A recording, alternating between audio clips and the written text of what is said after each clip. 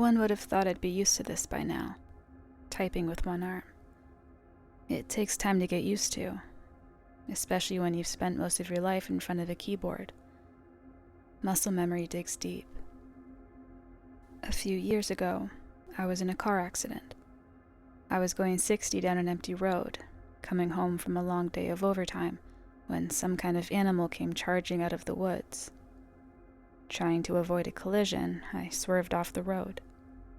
My front left wheel got caught in a ditch, sending the entire vehicle careening off the road, only to smash into the trunk of an ill-placed black walnut tree. Driver's side first. I have this vague memory of blinking lights and vague shapes in the distance. And I was so cold. But at the same time, it was so unreal. I couldn't even understand what had happened. I was brought into emergency surgery. My left arm was literally hanging by the thread of my jacket. It had come off clean by the socket. According to the surgeons, I was lucky. Most of my shoulder was intact, so it became a matter of salvaging what they could. The cut had been clean. I did suffer some whiplash damage to my neck and lower back, but considering I could have easily died or gotten paralyzed, losing my arm was considered mild. Looking back at it, I am inclined to agree. Considering what could have gone down, I was damn lucky. Still, in that luck, I wished I could have gotten just a tiny bit luckier. See, I had this gold ring that I'd been given by my late mother.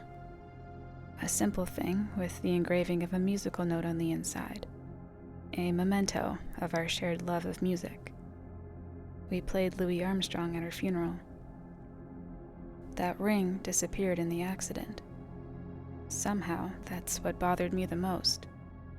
My arm could be reattached, it could heal, but that little memento was just gone. What followed was a long period of intense physical therapy, medication, and painful readjustments. It took 2 weeks before I could even move my fingers again, and when I did, it felt like pushing your nerves through an unwashed garlic press. It was this stunning chemical level kind of pain. The kind where your body just shuts down, begging you to stop. But over time, I started to get over it. Small movements started to get better. I could tie my shoes, press the space bar, hold a knife. I wasn't about to juggle anytime soon or play the piano, but I could get by. And soon enough, I got back to work. People were glad to see me. I wasn't going to be able to work at full capacity in my usual role, but I could still sit in on meetings. I won't bore you with the details, but most of my work relies on answering emails, proofreading, and translation. It's pretty technical stuff that requires a lot of pitter-patter on keyboards. At one point, I was stuck in a particularly drawn-out meeting between two clients that we were facilitating. I was there mostly as an observer, to fill the seats, but I was supposed to weigh in if something related to my department came up. Of course, it didn't, but I still had to act interested.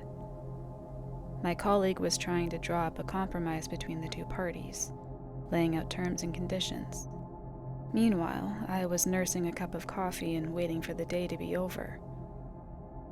Looking over to my side, I noticed something odd. I wasn't just holding the coffee cup with my left hand.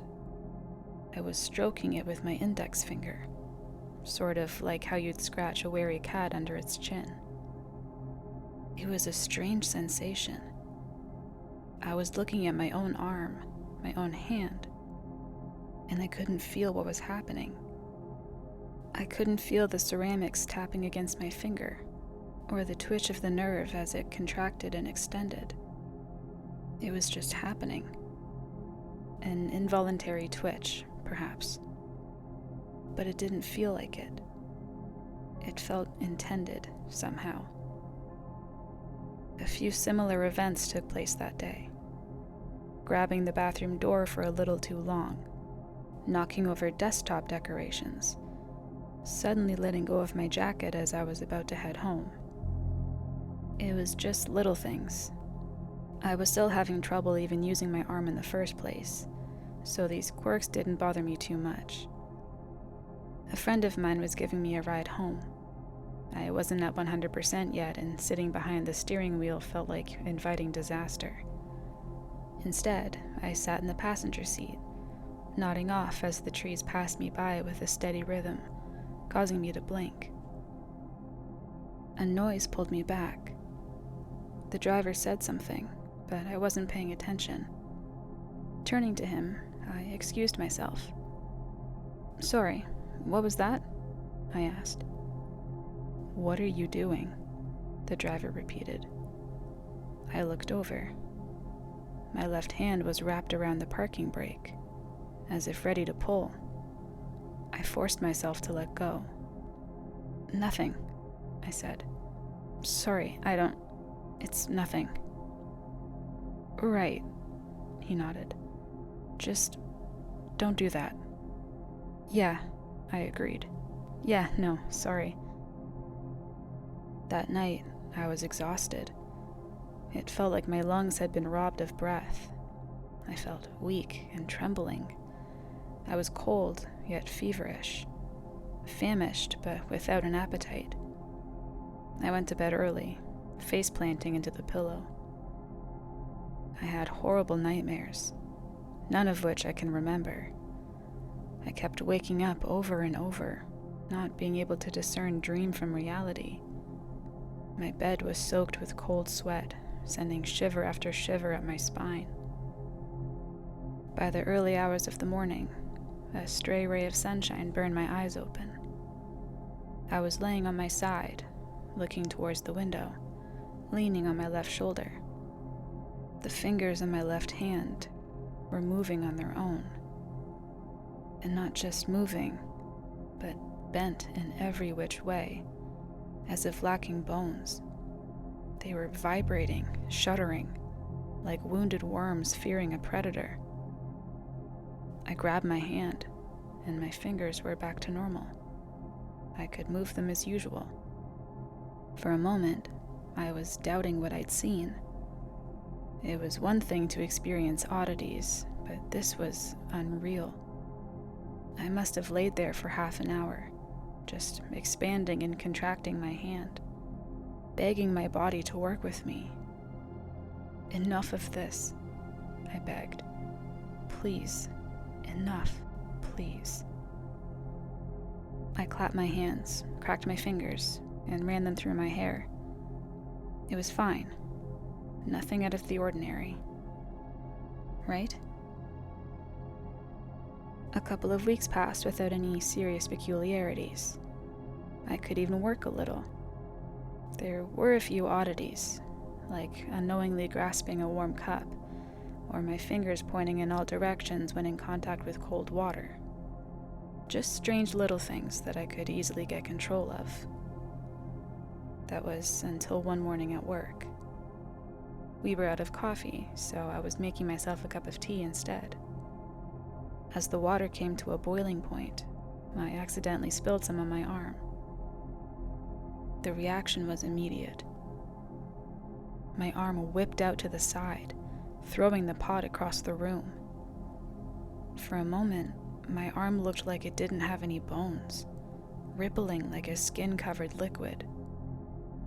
It made me think of it not as a part of me, but as an alien thing attached to my shoulder.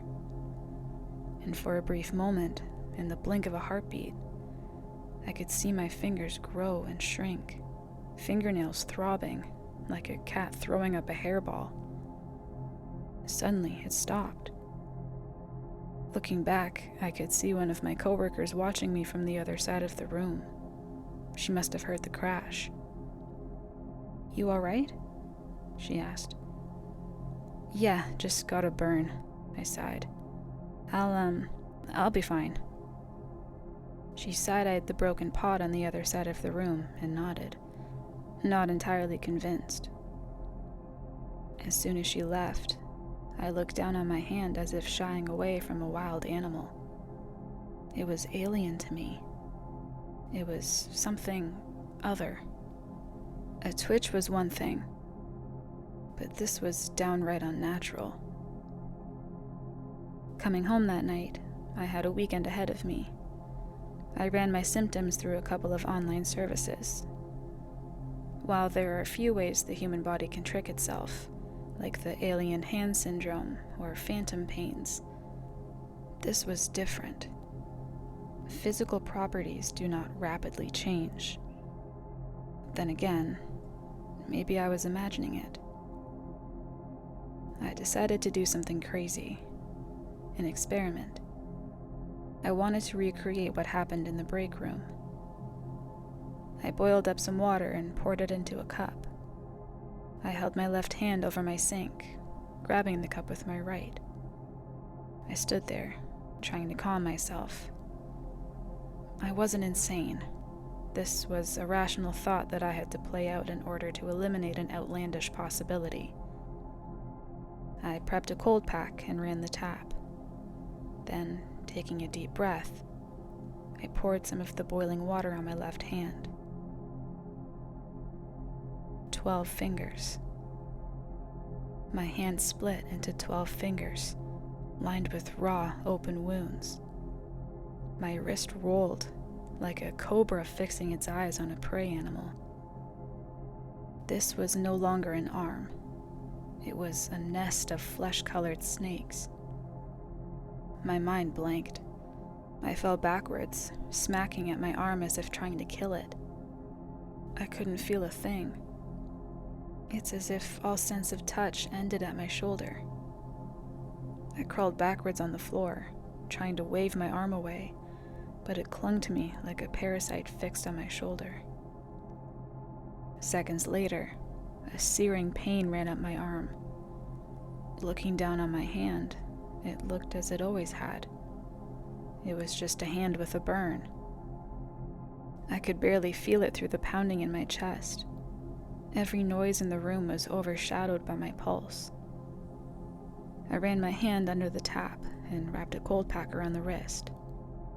It wasn't a bad burn, but it wasn't nothing. I did some research, looking up news from around the time my accident took place.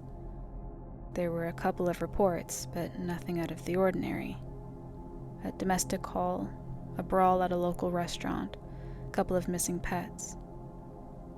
There were a couple of other reports, but they were short and didn't lead anywhere. A mention of a couple disturbances, some idiot blasting music in a parking lot. But there was one more thing I noticed. In one of the reports covering my accident, there was a picture of the car. There was spatter of the blood on the hood, with something meaty stuck in the grill, as if I'd hit an animal. That caught my interest. I couldn't remember hitting anything, so what the hell was that about? The next day, my arm was acting up even worse.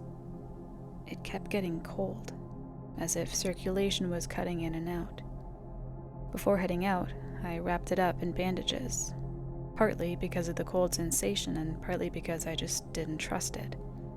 There was no way to tell what could happen, or why. I managed to get a hold of the owner of the junkyard where my trash car had been towed. I went over there early in the day, just before the fog cleared. Now, this was long after the car had been crushed and stored, but it was the only lead I had. An older woman greeted me at the gates, letting me in. We had a short chat about the accident as she showed me around, ending up at a stack of metal that could hardly be recognized as anything. The only thing to even hint at my car being in that pile was a thin slice of colored metal from one of the doors. I dug around there for about 20 minutes, all while being observed by this old woman. "Yeah, won't find much," she said. "If the police didn't get it, the insurance folks did." "Been a lot of people digging around?" "Not a lot, nah," she said, shaking her head. "But you ain't the first." And she was right. There wasn't a drop of blood or bone or anything. It was just scrap metal in a pile of even more scrap metal. I was wasting my time. But as I was about to leave, I noticed something. I hadn't thought about it, but I could see the old woman was wearing a ring. It looked like a wedding ring at first, but she was wearing it on the wrong finger. I pointed to it. "You found that?" "What about it?" she asked. "It's got a tune engraved on the inside, right? Like a music note." There was no response. She just looked at me and sighed. Turns out, I was right. She gave it back. She had found it near the hood of the car the night they brought it in. Grabbing it was just a spur-of-the-moment thing, and since no one had come asking for it, she kept it. I was a bit annoyed, but mostly relieved that I got it back. But the question remained. How had that ended up at the hood of the car? "There was all kinds of gunk just kinda hanging there," she said. "Figured it was an animal." "And you're sure that's where you found it?" Sure can be, yeah." I stood there for a moment, feeling an uncomfortable thought forming in the back of my head. There was no way for that ring to go from my broken arm on the driver's side to a pile of meat stuck in the grill of the car. But the proof of it had been in front of me all along. I had worn that ring for 12 years. There was a permanent indent on my finger. Looking down at my left hand, there was no such indent. This wasn't my arm. As soon as that thought settled in my mind, I could feel the arm twist and turn. Hadn't it been for the bandages, there's no way to tell what it would have done. It squirmed and pulled against me, thrashing like a dying fish on land. The old woman just looked at me. "You all right? Want me to call someone?" she asked. I don't know," I said. "I don't know." I had to get to the bottom of this. I hurried out of there as fast as I could. It was getting late in the afternoon when I got back home. Grabbing an old backpack and a couple of painkillers, I was about to head right back out. But a thought hit me. Maybe it wasn't as abstract as I thought. Maybe it wasn't just a feeling. Maybe something was really there. Looking down at my arm, I could feel it stirring, just within my control. Something sleeping, waiting to spring into action. With my right hand on the front door, I stopped and spoke out loud. "Whatever you want, just don't," I asked. "Don't." And there was no response, no stirring. On a spur-of-the-moment whim, I packed one more thing into my backpack, just in case. A Hail Mary. Making my way to the scene of the accident, it was impossible to tell anything had ever happened there. I could barely even make out the place where I swerved, or where my wheel got caught in the ditch. I found the general area in the field where my car had spun out of control, and from there, it was easy to find the tree I'd smashed into. It was still there. I spent hours going over it all, following the path the car had taken, starting from that tree and working my way back. There was nothing there, nothing new. It was all just gravel, weeds, and pavement. What had I expected? A signed confession? As the sun dipped behind the clouds, I could feel the cold wind coming on. I'd lost track of time. As I turned back, there was a sudden cramp in my arm. A shock of pain crept up my spine, spreading throughout my body like a spider's web. I could feel my left arm throbbing against the bandage wrap. Something was wrong. I was in the middle of a field. I could see for miles in every direction. Cars passing by in the distance. wet grass staining my pants all the way up to my knees, and this one cold wind cutting straight through my clothes.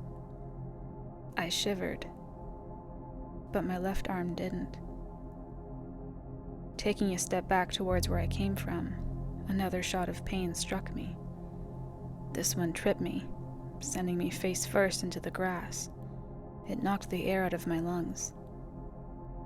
I rolled over on my back, gasping for breath. My left hand was creeping up my stomach like a spider with a meaty tail. It stopped over my face, tapping the bridge of my nose with the index finger. I couldn't feel a thing. Moving to push it off, it instead struck back, grasping my right hand in return. "Stop," I wheezed as I sat back up. "Just stop. Stop this." But it didn't. I just sat there, a wounded man holding his arms. I struggled back and forth for well over half an hour, getting back on my feet only to get knocked back down. By the time I'd made my way back to the road, I looked like I'd been hiking for miles. My hair was a mess, and my clothes were covered in grass and mud. I had a handprint across my face, like I'd smacked myself. I trusted myself for the short drive to get here, but I wasn't sure about going back. It felt reckless to get behind a wheel in my state. Still, I couldn't just walk all the way back home, and having it towed would be a pain in the ass. I got back in my car while I thought about it, wiping myself off with a towel from my backpack. It had gotten dark outside. The overcast didn't help. I could almost taste the rain. I contemplated my options and figured that if I kept it slow and only used my right arm, I could carefully make my way home. I put the keys in and turned on the headlights. There was an elk standing in front of my car. It sniffed the hood of my car curiously, then proceeded to stare me down. I was just surprised. I got a good look at it. There was something wrong with one of its hind legs. It lacked fur, and there was a sort of spreading baldness reaching halfway up the side of the body. My arm was slowly rising on its own, as if looking over the dashboard. The elk recoiled, as if in pain, and set off in a troubled three-legged gallop. It disappeared into the woods. Looking down at my arm, a stray thought hit me. Was this spreading too? I painstakingly made my way back home. I dropped my backpack in the hallway, locked my front door, and collapsed into the shower. I was exhausted. I stood in the shower for about half an hour, looking down at my mother's ring. I was wearing it on my right hand now, but it just didn't feel the same. That wasn't where it was meant to be. Still, it was nice to have it back. Whenever I turned the ring a little, I could feel the engraving against my skin. It was a little gesture I did when I was anxious, as a reminder that it was still there. I got dressed and ready for a slow evening at home without any further drama. My arm wasn't acting up, but as I passed through the hallway, something didn't feel right. At first, I couldn't say what it was. Maybe the hum of an old lamp, or some air duct acting up. I wasn't sure, but it was something. It had to be. I stepped up to the front door. There used to be a light coming from the hallway outside. That light was always on, and there should be a little light coming through the peephole, but there wasn't. Had a fuse blown? I had a closer look. There was someone just outside my door. A click. My left hand had unlocked the door. The door flung open, knocking me back. A tall silhouette, close to 7 feet tall, pushed its way into my apartment. It was dressed in a sort of black poncho, covering its face with layers of bandages. A single frog-like eye stared me down as it pushed forward. I scrambled backwards on the floor. It was fast, damn fast. It stepped forward and reached for one of my legs, but I managed to pull it away in time. I got back on my feet, barely managing to pull my left arm along. It was trying to grab a hold of something, as if to slow me down. In a spur-of-the-moment decision, I grabbed a lamp from the windowsill, throwing it across the room. The intruder ducked. Then it came at me again. I ducked under, just in time, and headed for the door. As I reached the front door, my left arm tried to force it shut. I fought against myself to get out, but it was useless. The door was shut and locked, and my left hand refused to budge. The 7-foot-tall shape came around the corner, slowly approaching. I had to think of something, anything. My backpack. It was right there. I had packed a couple of things earlier: a towel, some bandages, painkillers, and a water bottle. But I'd also packed some lighter fluid. Seeing as how my left hand had reacted so violently to boiling water, I had this stupid idea that the prospect of a straight-up fire would do something even worse to it. It didn't seem so stupid anymore. I grabbed the lighter fluid and sprinkled it on my left arm. The tall shape stopped, seemingly reacting to the smell of it. I wanted to say something, but all that came out were empty breaths. We were like animals, circling each other, waiting for one to make the first move. I emptied the lighter fluid, grabbing a box of matches. I held the box with my mouth, and a triplicate of matches in my hand. I spilled the rest on the floor. For a moment, we just looked at one another. A single inhuman eye peeking through the bandage wraps. The vague shape of 4, maybe 5 extremities at its side. How many arms did this thing hide under the poncho? A flash of realization came to me. This is what I had almost hit with my car. And with that, I lit the matches. It leapt at me, but it was too late. The moment the open flame touched the skin of my left arm, it detached.